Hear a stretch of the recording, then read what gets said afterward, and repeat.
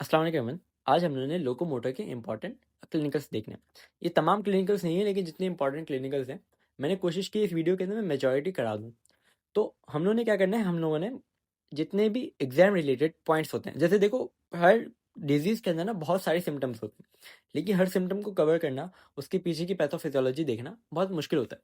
तो मैं कोशिश ये करूंगा कि जितने उन क्लिनिकल्स के आइडेंटिफिकेशन पॉइंट्स हैं और जितने वो पॉइंट है जो कि हो सकता है उसके पीछे की आपकी रीजनिंग पूछ ली जाए, मैं उन तमाम को यहाँ पे करने की कोशिश करूंगा। We are going to begin with our very first topic, very first clinical, that is म्यूकोपॉलीसैकेरोसिस।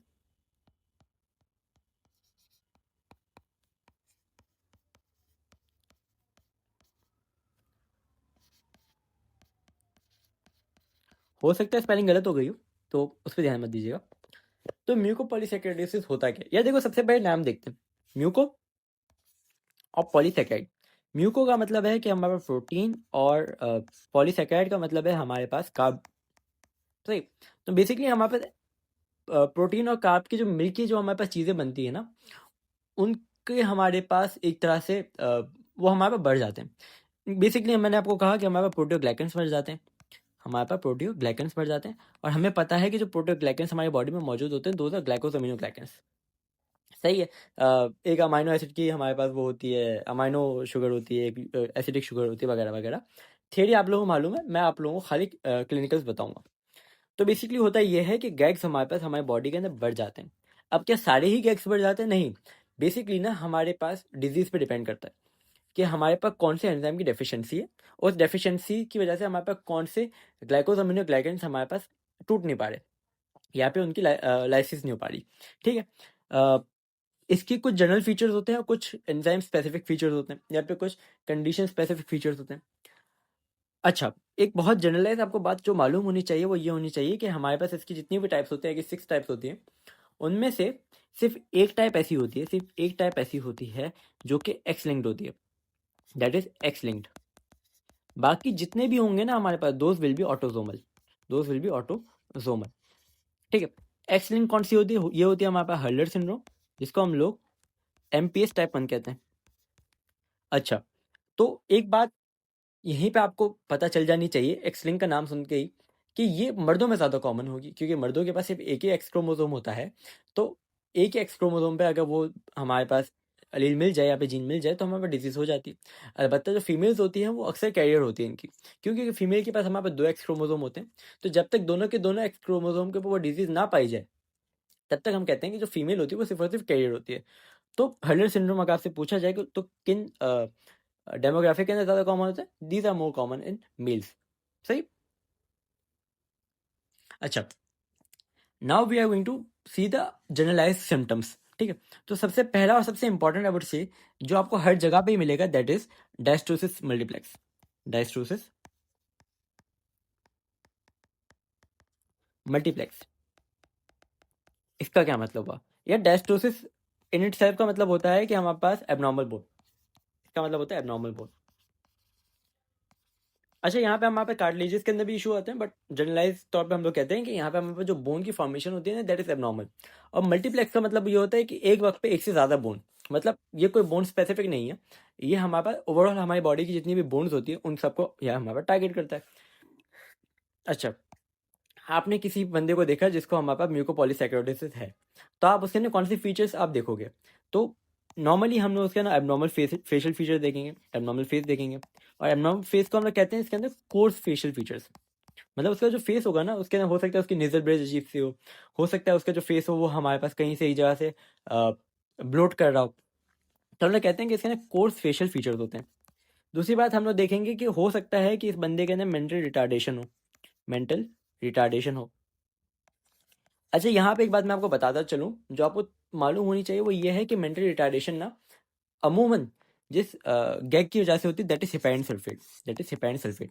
तो हम लोग एमपीएस टाइप 1 पढ़े, टाइप 2 पढ़े, हम लोग यहाँ पे टाइप 3 पढ़े, तो हम देखेंगे कि उन सब के अंदर ना हेपेरिन सल्फेट जरूर बढ़ा हुआ होगा। तो क्योंकि उन तीनों के अंदर हेपेरिन सल्फेट बढ़ा हुआ होगा, तो तीनों के अंदर मेंटल रिटार्डेशन पाई जाएगी। सही है। इनके अंदर विजन का इशू हो सकता है, इनके अंदर हार्ट का इशू हो सकता है। ठीक है। तो दीज आर द जनरल चीज़ें। अब हम लोग देखते हैं कि अगर किसी बंदे को एमपीएस 1 है, एमपीएस 2 है, एमपीएस 3 है, तो उनके अंदर कौन से इंपॉर्टेंट फीचर्स या फिर उनके अंदर कौन से एंजाइम हमारे पास डेफिशिएंट होंगे।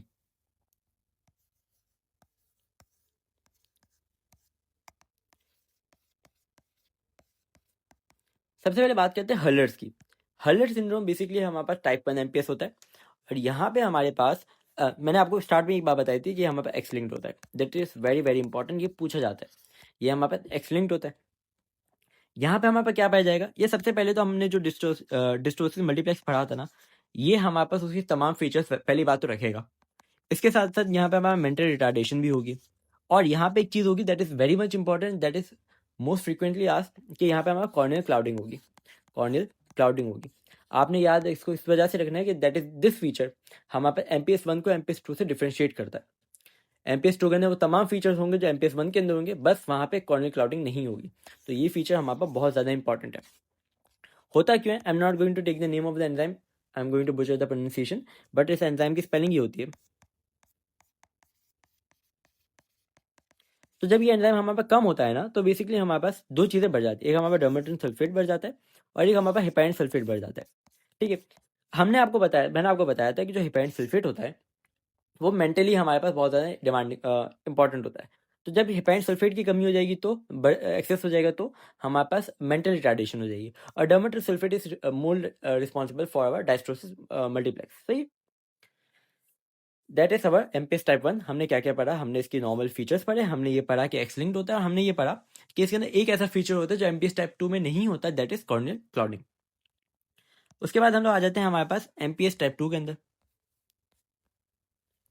इसके अंदर हम लोग आ जाते हैं एमपीएस टाइप 2 के अंदर, that is also called as Hunter syndrome.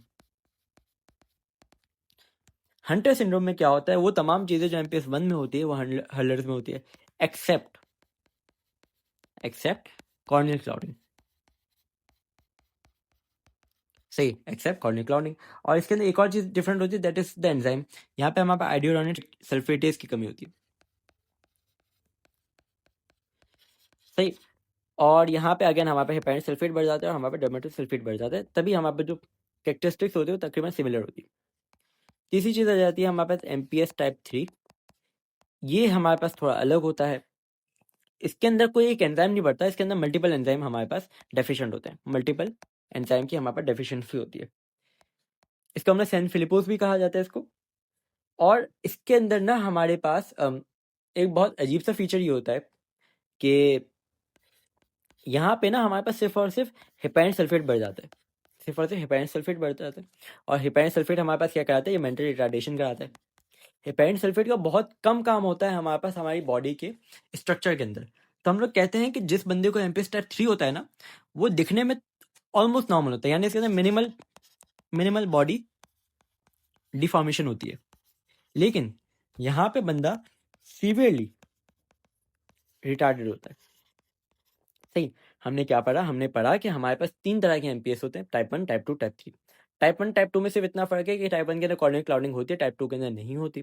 और टाइप 3 के अंदर हम लोग बोलते हैं कि जो बंदे की जो फेशियल फीचर्स होते हैं, यहाँ पे जो फिजिकल फीचर्स होते हैं, those are close to normal, but उसकी जो मेंटल रिटार्डेशन होती है बहुत ज़्यादा होती है। आई होप आप लोगों को पता चल गया हो कि हमारे पास जो हेपाइन सल्फेट होता है, that is the main culprit of mental retardation. तो this is pretty much everything about mucopolysaccharidosis. अच्छा, अब हम लोग बात करते हैं हमारे अगले डिजीज के ऊपर, दैट इज एलर्स डेनलोस। यार आपको एक बात मालूम होनी चाहिए कि हमारे पास ना जो कोलेजन सिंथेसिस होता है, उसके अंदर हमारे पास एक पर्टिकुलर पॉइंट होता है जिसके अंदर हमारे पास जो एंजाइम इस्तेमाल होता है, दैट इज लाइसाइल हाइड्रोक्सिलेसिस। और एक और एंजाइम होता है that is less significant, but again वो भी हमारे पास मौजूद होते हैं, प्रो कोलेजन सिंथेसिस।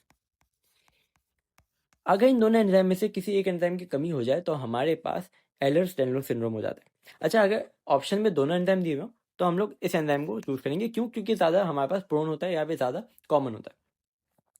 होता क्या है, हमारे पास जब इन दोनों एंजाइम की हमारे पास डेफिशिएंसी हो जाती है ना, तो हमारे पास जो कोलेजन सिंथेसिस होती है वो हमारे पास इम्पेयर हो जाती है।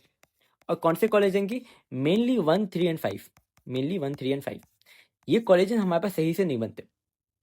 हमें मालूम है जो हमारे पास बॉडी के अंदर कोलेजन होता है ना, ये हमारे पास हमारे जो टिश्यूज होते हैं, हमारे जो बॉडी के जो स्ट्रक्चरल कंपोनेंट्स होते हैं, जो हमारे पास सबसे ज़्यादा प्रोटीन पाए जाते हैं बॉडी के अंदर, वो कोलेजन।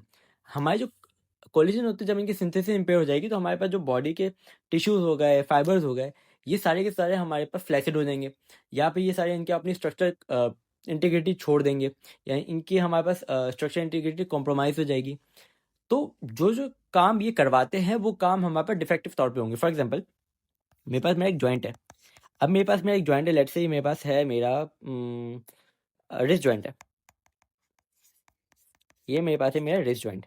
अब मेरे रिस्ट जॉइंट के अंदर ज़ाहिर सी बात है, मेरे जो हाथ है, लेट्स से ये मेरा हाथ है, अब मैं अपने हाथ को खाली इतना फ्लेक्स कर सकता हूँ। अगर मैं अपने हाथ को इतना फ्लेक्स कर सकता हूँ, इसकी वजह क्या? इसकी वजह ये है कि मेरे पास यहाँ पे कोलेजन फाइबर्स हैं, जो कि कोलेजन फाइबर्स मेरी हाइपर फ्लेक्शन को, या पे हाइपर एक्सटेंशन को रोक रहे हैं, या पे हाइपर मूवमेंट को रोक रहे हैं।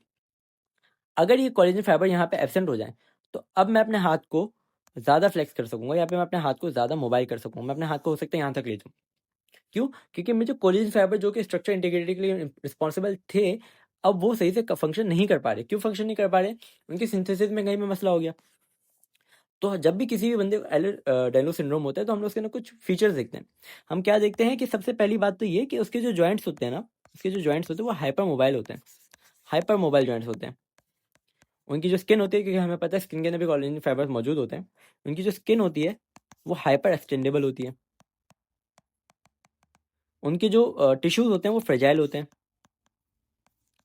अगर इनके अंदर ब्रूजिंग हो जाए, या फिर उनको कहीं पे कट लग जाए, तो उनकी हीलिंग डिलेड हो जाती है। क्यों? क्योंकि अगर कोलेजन का हमारे पास हर जगह पे काम होता है। तो एलेर-डायनो सिंड्रोम हमारे पास क्या होता है? हमारे पास कोलेजन की सिंथेसिस में मसला आ जाता है, स्पेसिफिकली 1, 3 एंड 5, जिसकी वजह से हमारे पास ये सारे फीचर्स हमें नजर आते हैं। That is pretty much it about Ehlers Danlos syndrome. अगर आपको इसके बारे में 3 बहुत इंपॉर्टेंट बात याद रखनी है, तो आपने इसके एंजाइम का नाम याद रखना है, आपने ये याद रखना है कि इसके अंदर हमारे पास कौन से फाइबर्स का मसला होता है, आपने ये तीनों नाम याद रखना है कि hyper mobility, hyper extensibility and tissue fragile हो जाते हैं हमारे पास। सही।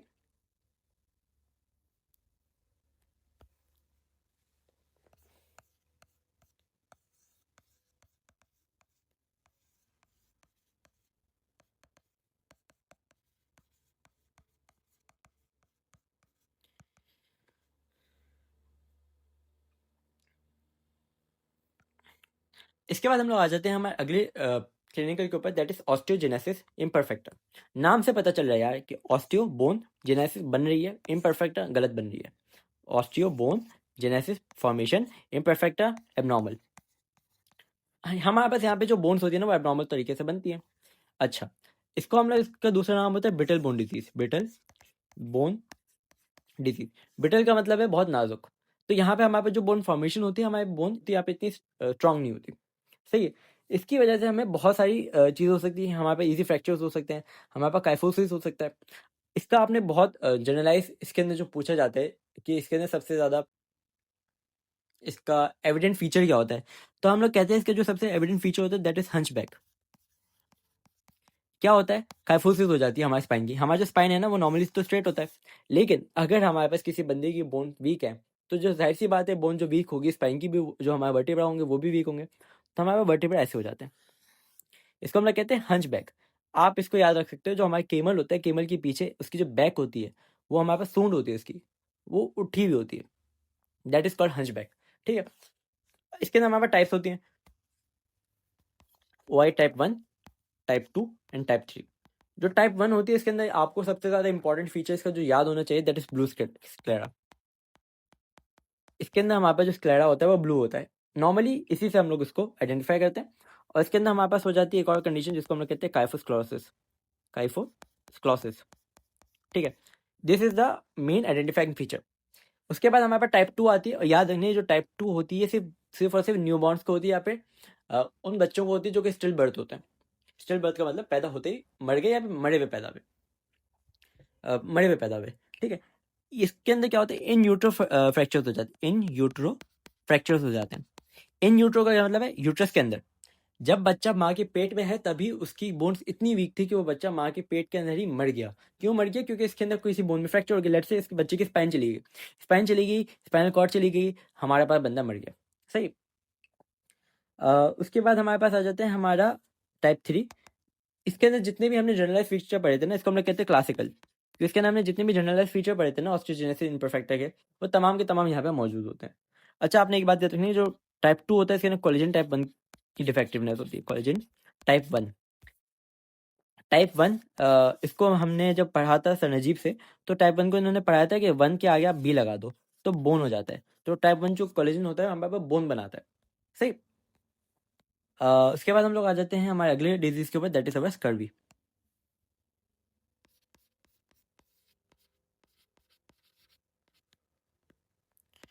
अच्छा, बाय द वे इसकी अगर मैं आपको ट्रिक बता दूं, जो कि सर नजीब ने पढ़ाई थी, मेरी अपनी नहीं है भाई ये, कि जब आपको कोलेजन टाइप 1 को याद करना होता है तो आप 1 के आगे बी लगा देते हो तो बोन बन जाता है। टाइप 2 को याद रखना होता है तो आप क्या बोलते हो, आप बोलते हैं कार्टुलेज, कार्टुलेज। तो जब यहाँ पे 2 आ गया तो मतलब कार्टिलेज के अंदर हमारे पास टाइप 2 कोलिजन होता है। 3 बहुत जगहों पे होता है, और जो 4 होता है तो उन्होंने बताया था कि 4 under the floor, 4 under the floor. तो जब जो भी चीज़ अंडर द फ्लोर होती है वो बेसमेंट में होती है, तो ये हमारे पास बेसमेंट मेम्ब्रेन में पाया जाता है, सही। ये अच्छी चीज़ लगी थी मुझे तो मैंने आपको बता दी। खैर, हम लोग स्कर्वी की बात करें तो स्कर्वी के अंदर हमारे पास विटामिन सी की डेफिशिएंसी हो जाती है, विटामिन सी की डेफिशिएंसी हो जाती है, सही। विटामिन सी की डेफिशिएंसी की वजह से हमारे पास इसका जो सबसे ज़्यादा स्ट्राइकिंग फीचर होता है, that is our bleeding of gums, bleeding of gums. अच्छा, सॉरी, मैं ये बताना भूल गया कि विटामिन सी की डेफिशिएंसी की वजह से होता क्या है। या विटामिन सी ना हमारे पास कोलेजन सिंथेसिस के अंदर बहुत इंपॉर्टेंट होता है। तो जब हमारे पास विटामिन सी की कमी हो जाएगी तो हमारे पास कोलेजन सिंथेसिस इम्पेयर हो जाएगा, या फिर सही से नहीं हो पाएगा, या फिर बिल्कुल ही खत्म हो जाएगा। बिल्कुल खत्म तो अक्सर नहीं होता, इम्पेयर जरूर हो जाता है। तो यहाँ पे अगेन ब्रूजिंग ईजी हो जाएगी। यहाँ पे हमारे पास जो हमारे बाल होते हैं उनका लॉस होना शुरू हो जाएगा, यानी हमारे पे हेयर लॉस शुरू हो जाएगा। हमारे पास टीथ लॉस हो जाएगा। लेकिन आपको अगर मैं बोलूँ कि वो कौन सा फीचर है जिसको देख के आप बोल सकते हो कि यार स्कर्वी है बंदे को, तो वो है हमारे पास ब्लीडिंग ऑफ गम्स। ठीक है, अगेन क्यों हो रहा है, क्योंकि कोलेजन सिंथेसिस हमारा इंपेयर हो गई। क्यों हो गई, विटामिन सी जरूरी होता है कोलेजन सिंथेसिस के अंदर।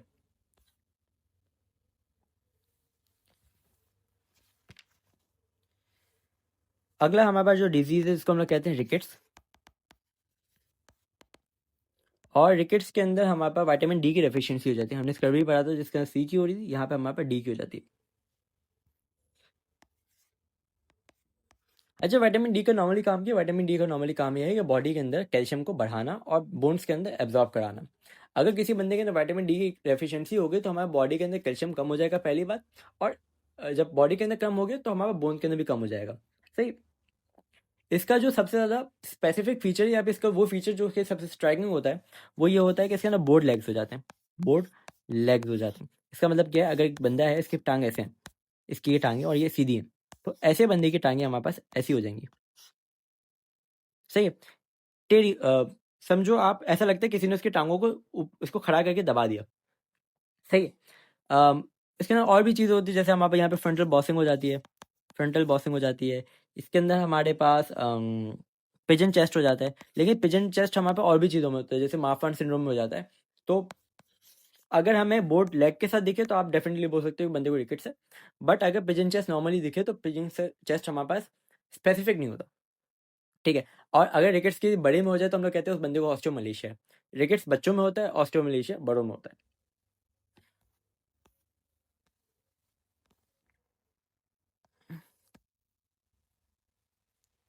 अच्छा, उसके बाद हमारे पास आ जाता है osteoporosis. Osteo bone, porosis holes. Bone के अंदर होल हो जाते हैं, मतलब बोन की जो डेंसिटी होती है, बोन की जो डेंसिटी होती है वो हमारे पास कम हो जाती है। ये कैल्शियम की कमी की वजह से हो सकता है, ये हमारे पास एज रिलेटेड हो सकता है, ये बहुत सारी वजहों से हो सकता है। एक बात जो एग्जामिनर को बहुत पसंद आती है इसके अंदर पूछना, वो ये होता है कि ये पोस्ट मेनोपॉजल वुमेन के अंदर ज़्यादा क्यों होता है। तो बेसिकली बात वजह ये है कि हमारे पास जब भी किसी औरत के मेनोपॉज आ जाता है ना, तो उसके जो ईस्ट्रोजन लेवल होते हैं, उसके जो ईस्ट्रोजन लेवल होते हैं वो हमारे पास गिर जाते हैं। ईस्ट्रोजन का काम क्या होता है, ईस्ट्रोजन हमारे पास वुमेन के अंदर बोन के अंदर कैल्सिफिकेशन कराती है, या फिर आप कह सकते हैं कि हमारे पास जो बोन के अंदर कैल्शियम की डिपोजिशन कराती है ईस्ट्रोजन।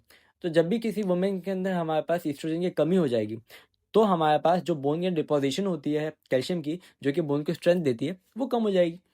तो ऐसी औरतें जो कि अपने मेनोपॉज से जस्ट गुजरती हैं, तो हम लोग कहते हैं कि उनको ऑस्टियोपोरोसिस के चांसेस बढ़ जाते हैं। अच्छा, अगर इसका हम लोग क्या कहते हैं कि इसके अंदर जो सबसे ज़्यादा ऑफन ब्रोकन बोन होती है या फिर फ्रैक्चर बोन होती है, that is our hip bone. तो अगर आपके पास कोई फीमेल है जो कि बोले कि this female is above the age of 55, और वैसे नॉर्मली हमारे 51 की एज होती है मेनोपॉज की, this women is above the age of 51, और इसकी अभी हाल में हिप फ्रैक्चर हुआ है और इसके फ्रैक्चर बहुत कॉमनली हो रहे हैं, तो आप more likely the women is having osteoporosis. इसके बाद हमारे पास ये क्लिनिकल कंडीशन तो नहीं है लेकिन ये हमसे अक्सर पूछी जाती है, that is our difference between ALT and AST। यार हमें एक बात मालूम होनी चाहिए, लेट्स से कि जो ALT है और AST है, दोनों के दोनों हमारे पास बायोमार्कर्स हैं। ये हमारे पास बॉडी के अंदर बताते हैं कि कोई मसला चल रहा है या नहीं। बायोमार्कर क्यों है ये? बेसिकली हमारे बॉडी के अंदर कुछ एंजाइम होते हैं जो कि नॉर्मली मौजूद नहीं होते। क्यों नहीं मौजूद होते? उनका प्लाज्मा में कोई काम नहीं होता। जैसे मेरे पास ALT है, ALT प्लाज्मा में मौजूद नहीं होगा। क्यों? क्योंकि इसका प्लाज्मा में कोई काम नहीं है। लेकिन अगर ये एंजाइम प्लाज्मा में मौजूद हो जाए, इसका मतलब ये है कि हमारी बॉडी में कहीं पर कोई मसला है। नॉर्मली ये पाए नहीं जाते, अगर पाए जा रहे हैं तो कोई मसला है, तभी हम लोग कहते हैं बायोमार्कर्स होते हैं।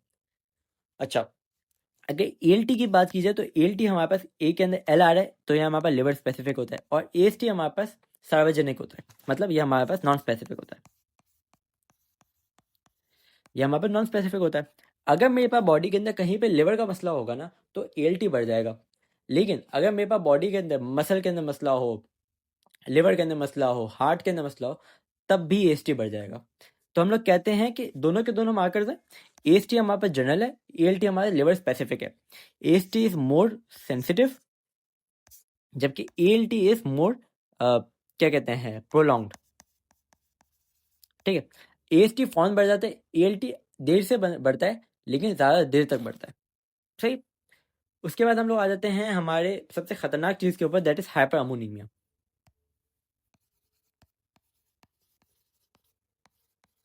अच्छा, हाइपर अमोनीमिया के अंदर ना बहुत सारे केसेस होते हैं, तो डेफिनेट सी बात है हर केस के ऊपर जाना बहुत मुश्किल हो जाएगा। मैं आपको एक PDF प्रोवाइड कर दूंगा, आप हमारे इंस्टाग्राम पर मैसेज करके हमसे वो PDF ले सकते हैं, जिस PDF के अंदर मैंने तमाम तर हाइपर अमोनीमिया की जो टाइप्स होती हैं उनको एक जगह पे लिखा हुआ है। यहाँ पे मैं आपको जनरलाइज कैरेक्टरिस्टिक्स बताऊंगा कि हाइपर अमोनीमिया होता क्या है, उसकी जो कॉजेज होती है, उसके जो सिम्टम्स होते हैं वो क्यों आते हैं। सही।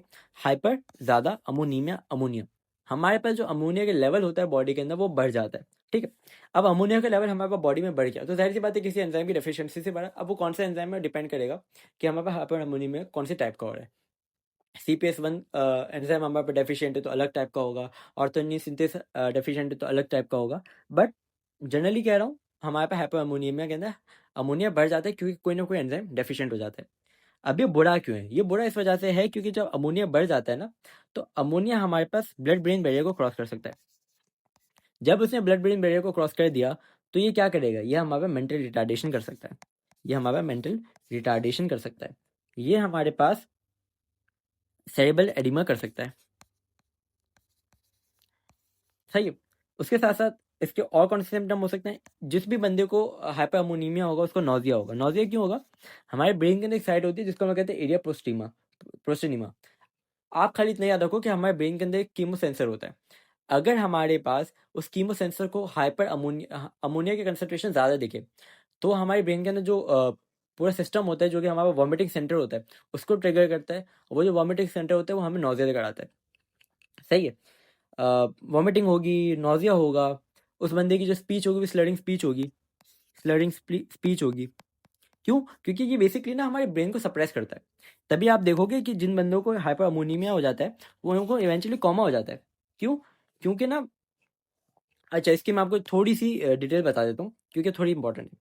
हमारे ब्रेन के अंदर ना नॉर्मली एक न्यूरो ट्रांसमीटर होता है दैट इज ग्लूटामेट। एक न्यूरो ट्रांसमीटर होता है दैट इज ग्लूटामेट।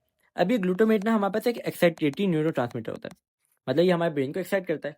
जब भी इसके साथ अमोनिया के मिल जाता है ना तो ये एक अलग न्यूरो ट्रांसमीटर बना देता है दैट इज ग्लूटामीन। अभी जो ग्लूटामीन है ना दैट इज इनहिबिटरी। अब क्या हो रहा है? एक तो मेरे ब्रेन की जो एक्साइटेशन है उसको ऐसे ही कम कर दिया क्योंकि ग्लूटामेट के लेवल को कम कर दिया, और दूसरा इनहिबिटरी एंजाइम को, इनहिबिटरी न्यूरोट्रांसमीटर को बढ़ा दिया। तो मेरे पास जो ब्रेन होगा ना उसकी एक्टिविटी बहुत ज़्यादा सप्रेस हो जाएगी। इवेंचुअली मेरा बंदा कॉमा में चले जाएगा। कॉमा में जाने से पहले उसकी जितनी भी एक्टिविटीज़ होंगी वो स्लो हो जाएंगी, उसकी स्लरिंग स्पीच हो जाएगी। ठीक है, तो हाइपर अमोनीमिया क्यों खराब है? क्योंकि ये हमारे पास ब्लड ब्रेन बैरियर को क्रॉस कर देता है, और ammonia is very toxic to brain. ये आपने बात याद रखनी है, तभी ये हमारे पास सेरेब्रल एडिमा करा देता है। अच्छा, अब हम लोग बात करते हैं हार्ट नर्व डिजीज़ के बारे में। यह सबसे पहले एक बात हम लोग को मालूम होनी चाहिए, वो ये है कि हमारी बॉडी के अंदर जितने भी अमाइनो एसिड्स होते हैं ना, वो एब्जॉर्ब होते हैं इन अवर इंटेस्टाइन। ये बात हम सबको मालूम है, लेकिन ये खुद से एब्जॉर्ब नहीं हो सकते। इनको चाहिए होता है हमारे पास एक ट्रांसपोर्टर जो कि इनको एब्जॉर्ब करे। और अमाइनो एसिड की जो क्लासेस होती हैं, जैसे एरोमेटिक हो गए, हमारे पास एसिडिक हो गए हैं, बेसिक हो गए, हर तरह के अमाइनो एसिड की क्लास को एक स्पेसिफिक टाइप का ट्रांसपोर्टर ट्रांसपोर्ट करता है। अगर वो ट्रांसपोर्टर जो कि ट्रिप्टोफान को ट्रांसपोर्ट करे, वो खराब हो जाए या फिर उसके अंदर कोई मसला आ जाए, तो हमारे पास जाहिर सी बात है जो ट्रिप्टोफान है, ऑल्दो हमारे पास बंद सही तरह से रहा है, लेकिन वो अगर एब्जॉर्ब नहीं हो पा रहा तो वो अपना फंक्शन नहीं कर पाएगा। ऐसे डिजीज को हम लोग कहते हैं हार्ट नर्व्स। अच्छा, हार्ट नर्व्स के अंदर हमें कुछ सिम्टम्स मिलते हैं, जिनके अंदर हमारे पास सबसे पहले हमें मिलता है मेंटल रिटार्डेशन। ये क्यों मिलता है भाई? हमारे पास जो ट्रिप्टोफान होता है ना, एक न्यूरो ट्रांसमीटर बनाते हैं, दैट इज सेरोटोनिन। अगर सेरोटोनिन हमारे पास सही से नहीं बनेगा तो जो ब्रेन का जो फंक्शन होगा वो हमारे पास खराब हो जाएगा। एक इनहिबिटरी ट्रांसमीटर है, ये हमारे पास प्लेजर फील कराता है वगैरह वगैरह। ठीक है। इससे आप लोग याद रख लो कि जिन लोगों के पास सेरोटोनिन की कमी होती है उन लोगों को अक्सर डिप्रेशन हो जाता है। सही है। दूसरी बात ये कि यहाँ पे हमारे पास एटेक्सिया हो जाता है, सेरिबेलर एटेक्सिया हो जाता है। सही है, एटेक्सिया हो जाता है। ये आपको याद रखना है कि अक्सर एटेक्सिया के नाम से ही पूछ लेते हैं कि ट्रिप्टोफैन की डेफिशिएंसी या फिर ट्रिप्टोफैन की ट्रांसपोर्ट की कमी की वजह से हमारे पास सेरिबेलर एटेक्सिया हो जाता है। ये थोड़ा सा इंपॉर्टेंट है। ठीक है। इसके बाद एक और चीज़ हो जाती है, दैट इज पेलेग्रा। पेलेग्रा हो जाता है। Pellagra is nothing but a photosensitive dermatitis. It is a photosensitive dermatitis, जिसके अंदर हमारे पास स्किन पे रैशेज हो जाते हैं। ठीक है। और अच्छा, पेलेग्रा एक तो हार्ट नर्व्स में होता है, और एक की तब भी हो जाता है जब हमारे पास नायसिन की कमी हो जाए। नायसिन की कमी हो जाए, दैट इज विटामिन B3।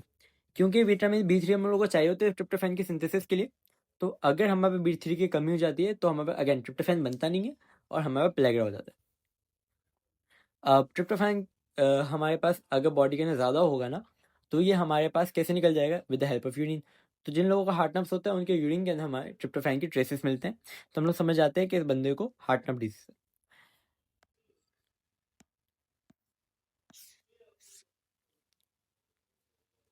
इसके बाद हमारे पास जो डेफिशिएंसी आ जाती है, दैट इज ऑफ सॉरी, इसके बाद जो हमारे पास डिजीज आ जाता है दैट इज फिनाइल कीटोनुरिया, जिसके अंदर हमारे पास फिनाइल एलानिन हाइड्रोक्सिलेज एंजाइम की डेफिशिएंसी हो जाती है। अब इसका काम क्या होता है? ये फिनाइल एलानिन को कन्वर्ट करता है इनटू टायरोसिन। तो अगर इस एंजाइम की कमी हो जाएगी तो फिनाइल एलेनिन टायरोसिन में कन्वर्ट नहीं होगा और फिनाइल एलेनिन के लेवल हमारे पास बढ़ जाएंगे। जब फिनाइल एलेनिन के लेवल बढ़ जाएंगे तो जो टायरोसिन है उसके लेवल कम हो जाएंगे। सही है? क्योंकि एक चीज बढ़ रही है तो उसका जो प्रोडक्ट होगा वो हमारे पास कम हो जाएगा। इसके अंदर होता ही है कि हमारे पास क्योंकि हमारे पास जो टायरोसिन होता है that is responsible for producing dopamine and melanin. Dopamine, melanin, और जाहिर सी बात है फिर हमारे पास एपिनेफ्रिन और नॉर एपिनेफ्रिन भी बढ़ जाता है, इससे नॉर एपिनेफ्रिन भी बन जाता है। तो हमारे पास इन चीज़ों की भी कमी हो जाएगी। जब हमारे पास इन चीज़ों की कमी हो जाएगी तो क्योंकि डोपामिन और non epinephrine are our neuro transmitter, तो इसकी वजह से इस बंदे को सीजर्स होंगे, इस बंदे को ट्रेमर्स होंगे। और क्योंकि इस बंदे के अंदर मेलेनिन की कमी हो रही तो इसकी हम अंदर हमारे पास हाइपोपिगमेंटेशन दिखेगी। तो मतलब जाहिर सी बात है जो टायरोसिन प्रोडक्ट बनाता है उन प्रोडक्ट की कमी की वजह से जो मसले होंगे वो इस पर्सन को हमारे पास दिखेंगे। ठीक है। इसके बाद हमारे पास एक और चीज़ हो जाती है, that is our mossy order in urine. तो ये बेसिकली क्या है? ये हमारे पास जब भी किसी बंदे को हम लोग बोलते हैं ना कि अगर एक बंदे को फिनाइल कीटोन्यूरिया है, इंपॉर्टेंट फीचर क्या होगा जब भी आपको क्लिनिकल में आ गई है, तो हो सकता है आपको बताया जाए कि उस बंदे के जो यूरिन है ना उसके अंदर एक मॉसी ऑर्डर आ रही है। तो आप फ़ौरन पकड़ लेना कि यार इसको हमारा फिनाइल कीटोन्यूरिया है। अगर आपको बोलें कि इसके अंदर मेपल सिरप की हमारे पास ऑर्डर आ रही है, तो आप फ़ौरन पकड़ लेना कि इसको हमारे पास क्या कहते हैं, मेपल सिरप डिजीज़ है। तो यूरिन के अंदर हमारे पास कौन सी चीज़ नज़र आ रही है हम लोग को बहुत अच्छी तरह से इंडिकेट कर देता है कि इस बंदे के अंदर मसला क्या हो रहा है। बंदे के अंदर लेट्स से सिस्टीन नज़र आ रहा है उसके यूरिन के अंदर, तो उसको सिस्टीन्यूरिया हो गया। बंदे की यूरिन के अंदर ट्रिप्टोफैन नज़र आ रहा है, उसको हार्ट नर्व्स हो गया। बंदे की जो यूरिन की जो ऑर्डर है वो मोजी है, तो उसको हमारे पास हमारे फिनाइल कीटोन्यूरिया हो गया। बंदे की यूरिन के ऑर्डर हमारे पास मेपल सिरप लाई गए, तो उसको मेपल सिरप डिजीज़ हो गई। काली यूरिन है, एल्कैप्टोन्यूरिया हो गया। तो यूरिन हमारे पास अच्छी खासी इंडिकेटिव होती है। ठीक है। ये हो गया। इसके अंदर कुछ और बताने का है? अच्छा, इसके अंदर एक और चीज़ आपको ये बात मालूम होनी चाहिए कि ये वैसे तो फिनाइल एल्युमिनियम हाइड्रोक्सिलेज की वजह से होता है, बट ये BH4 की डेफिशिएंसी की वजह से भी हो सकता है, ठीक है। इसके बाद हम लोग आ जाते हैं हमारे अगले क्लिनिकल के ऊपर, दैट इज अवर एल्केप्टेन्यूरिया।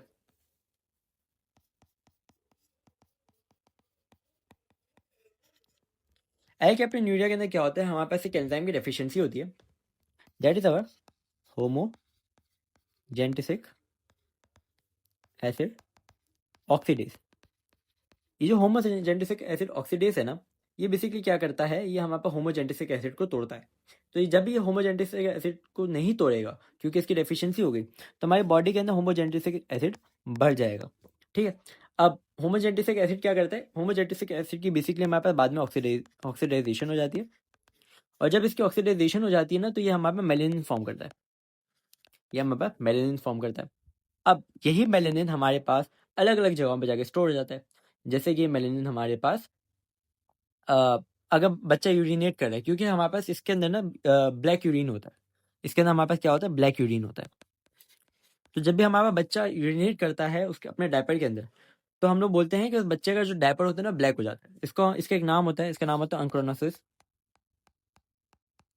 उसी तरह हमारे पास यही ब्लैक पिगमेंटेशन कभी कभी हमारे कार्टिलेज में जमा हो जाती है, यहाँ पे कार्टिलेज के ऊपर दिखती है। तो हम लोग जब भी किसी ऐसे पेशेंट को देखते हैं, तो उसकी जो कार्टिलेजेस होती है वो ब्लैक पिगमेंटेड होती है, ठीक है। इसके बारे में आगे से इतना काफ़ी है। ये जो ब्लैक यूरिन है, ये आपने याद रखना है, क्योंकि अक्सर ब्लैक यूरिन का क्या है, हमसे ये पूछा जाता है। उसके बाद हमारे पास आ जाता है पार्किंसन। पार्किंसन में क्या होता है, पार्किंसन के अंदर हमारे बॉडी के अंदर डोपामीन की कमी होती है, और जो डोपामीन होता है हमारे बॉडी के अंदर बहुत इंपॉर्टेंट होता है, क्योंकि हमारे पास बेसल गैंग्लिया जो होते हैं, बेसल गैंग्लिया जो होते हैं, वहाँ पे हमारे पास डोपामीन बनता है सब्सटेंशियल नाइट्रिया के अंदर। और ये जो डोपामीन होता है ना, ये क्या करता है, ये हमारे पास बेसल गैंग्लिया के अंदर जो काइनेसिस होती है, यहाँ पे हमारी जो बॉडी की मूवमेंट होती है, उसके अंदर अच्छा खासा रोल प्ले करता है। तो जब भी किसी बंदे के अंदर डोपामीन की कमी होती है ना, ये नॉर्मली हमारे पास एल्डरली पीपल में होती है। जब भी किसी बंदे के अंदर डोपामीन की कमी होती है, वो बंदा हमारे पास उसके अंदर बेडिकाइनेसिया हो जाता है, बेडिकाइनेसिया हो जाता है। उस बंदे के अंदर हमारे पास ट्रेमर्स होते हैं, और ऐसे ट्रेमर्स को हम लोग कहते हैं रेस्टिंग ट्रेमर्स, ठीक है। ये टैक्सिया भी हो सकता है, कभी कभार इन लोगों के अंदर हमारे पास फॉरगेटफुलनेस भी हो सकती है, बट ये चीज़ हम लोग को याद होनी चाहिए। ऐसे बंदे को हम लोग जो दवाई देते हैं, दैट इज हम लोग देते हैं लियोडोपा, और हम लोग इसके साथ देते हैं कार्बिडोपा, ठीक है। That's pretty much it about Parkinson's. अच्छा, अब हम लोग आ जाते हैं हमारे अगले डिसऑर्डर के ऊपर, दैट इज अवर मार्फन्स डिजीज। अच्छा, इसको हम लोग थोड़ा बहुत होमोसिस्टिन्यूरिया से भी कंपेयर करेंगे, क्योंकि दोनों के अंदर दो ऐसी चीज़ें होती है जो कि कंपेरेबल होती हैं, ठीक है। अच्छा, तो मार्फान्स की अगर हम लोग बात करें, तो मार्फान्स के अंदर हमारे पास डिफेक्टिव सिंथेसिस हो जाती है ऑफ फिब्रिलिन 1, ठीक है, ऑफ फिब्रिलिन 1। तो इसकी वजह से क्या होता है, इसकी वजह से इसकी one of the most significant चीज़ें जो इसके अंदर देखी जाती है, वो होती है कि हमारे एओर्टिक एन्यूरिज्म्स हो जाते हैं, इसके अंदर एओर्टिक एन्यूरिज्म्स हो जाते हैं, ठीक है। इसके साथ साथ यहाँ पे हमारे पास जो बंदे होते हैं, ये हमारे पास टॉल होते हैं, थिन होते हैं, और इनके जो लिम्स होते हैं बहुत लॉन्ग होते हैं। इसके साथ साथ यहाँ पे एक बहुत स्पेसिफिक चीज़ होती है, जो कि हमारे पास मार्फान और होमोसिस्टिन्यूरिया दोनों में पाई जाती है, मगर इनकी टाइप्स अलग होती है। यहाँ पे हमारे पास होता है that is called subluxation of lenses, या फिर इसको हम लोग कहते हैं एक्टोपी लेंसेज। बेसिकली होता है ये, जो हमारे पास जो आंखें होती है मार्फान सिंड्रोम के अंदर, those are up and out, up and out. ये आपको याद रखना है, क्योंकि यही चीज़ हम लोग होमोसिस्टिन्यूरिया में भी पढ़ेंगे, लेकिन वहाँ पे हम लोग कहेंगे कि वहाँ पे जो एक्टोपी लेंसेज होता है वो डाउन एंड इन होता है।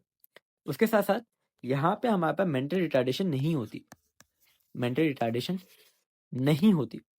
आप बोल रहे हो कि अलग से क्यों बता रहे हो, नहीं होते हैं तो अंडरस्टूड है, बट जब हम लोग होमोसिस्टिन्यूरिया की बात करेंगे, तो हम लोग बोलेंगे एक्टोपी लेंसेज दोनों में होता है। लेकिन अगर हमें दोनों को डिफ्रेंशिएट करना हो, तो हम बोलते हैं कि होमोसिस्टिन्यूरिया के अंदर मेंटल रिटार्डेंस होती है, जबकि मार्फान्स के अंदर नहीं होती। सही, हम लोग आ जाते हैं अब होमोसिस्टिन्यूरिया के ऊपर। होमोसिस्टिन्यूरिया की जब हम लोग बात करते हैं, तो होमोसिस्टिन्यूरिया के अंदर हमारे पास बहुत सारी टाइप्स होती है, जिसके अंदर जो टाइप 1 होती है, that is the most important one, जो है हमारे काम की। टाइप 1 जो होती है हमारे पास, उसके अंदर जिस एंजाइम की कमी होती है, that is cystathionine beta synthase, cystathionine beta synthase. अच्छा, अब होता क्या है इसके अंदर बेसिकली, इसके अंदर हमारे पास मल्टीपल चीज़ें होती है। सबसे पहली बात, हमारे पास होमोसिस्टीन की जो क्वांटिटी होगी वो बढ़ जाएगी, तभी वो हमारे पास यूरिन के अंदर आएगा और हमारे पास डिटेक्ट हो जाएगा। आई गेस इसका सोडियम नाइट्रोप्रोसेट, सिल्वर नाइट्रोप्रोसेट टेस्ट होता है, I don't remember exactly, but वो आपके लैब के अंदर इंपॉर्टेंट होगा, तो आप देख लेना। यहाँ पे हमारे पास क्या हो जाता है, यहाँ पे हमारा मायोपिया हो जाता है, यहाँ पे हमारे पास अगेन एक्टोपिया लेंसेज हो जाती है, एक्टोपिया लेंसेज हो जाती है, लेंटिस हो जाती है, सॉरी। अब यहाँ पे एक्टोपिया लेंटिस जो होती है वो होती है डाउन एंड इन। वहाँ पे क्या हो रही थी, अप एंड आउट हो रही थी, यहाँ पे होती है डाउन एंड इन। यहाँ पे हमारे पास मेंटल रिटार्डेशन हो जाती है, मेंटल रिटार्डेशन हो जाती है, और हम लोग कहते हैं कि इन लोगों की जो इंटेलेक्चुअल कैपेबिलिटी होती है वो कम होती है। ये आपसे तो दो चीज़ें पूछी जाएगी यहाँ पे, अगर आपको मार्फान से इसको कंपेयर किया जाएगा ना, तो आपसे दो चीज़ें पूछी जाएगी। पहली बात ये, यहाँ इन दोनों के अंदर एक्टोपिया लेंटिस होता है, वो डिफ्रेंशिएट कैसे होता है। दूसरी बात ये कि मार्फान और होमोसिस्टिन्यूरिया के अंदर जो मेंटल कॉग्निटिव एबिलिटी होती है बंदे की, वो कैसे डिफर करती है। तो आप बोलो कि मार्फान के अंदर जो मेंटल एबिलिटी होती है बंदे की, या फिर जो मेंटल रिटार्डनेस होती है वो एब्सेंट होती है, लेकिन यहाँ पे हमारे पास मेंटली बंदा रिटार्डेड होता है, उसकी जो मेंटल एबिलिटी होती है, कॉग्निटिव एबिलिटी होती है, वो कम होती है, ठीक है। इसके बाद एक बहुत इंपॉर्टेंट चीज़ है, वो ये है कि यहाँ पे ना हमारे पास जो बेसिकली होमोसिस्टीन होता है, होमोसिस्टीन क्या करता है, होमोसिस्टीन ना हमारे पास इन्फ्लेमेशन कॉज करता है, इन्फ्लेमेशन कॉज करता है। होमोसिस्टीन हमारे पास ऑक्सीडेटिव डैमेज करता है, किसको करता है, ये तमाम चीज़ें करता है हमारे पास आर्टरीज के अंदर, उनके एंडोथीलियल सेल्स के ऊपर, एंडोथीलियल सेल्स के ऊपर। तो जब ये सब कुछ करता है ना, तो बेसिकली हमारे पास ये रिस्क कॉज करता है ऑफ आर्टरीज के ऑब्स्ट्रक्शन, यहाँ पे आप कह सकते हो आर्टरीज के ऑक्लूजन की, सही। तो this very frequently causes heart attack. तो अगर आपसे पूछा जाए कि हमारे पास होमोसिस्टिन्यूरिया का हार्ट अटैक से क्या रिलेशन है, तो ये रिलेशन है कि आर्टरीज के जो एंडोथेलियल सेल्स होते हैं उसके अंदर ऑक्सीडेशन करा देते हैं, उनकी ये इन्फ्लेमेशन करा देता है, विच बेसिकली कॉजेज आर्टरीज के अंदर ऑक्लूजन, ठीक है। और अगर ये जाहिर सी बात है हमारे कोरोनरी आर्टरी में हो जाए, तो हमारे पास हार्ट अटैक हो जाएगा। एक छोटी सी चीज़ आप लोगों को मालूम होनी चाहिए, दैट इज सिस्टोनोसिस।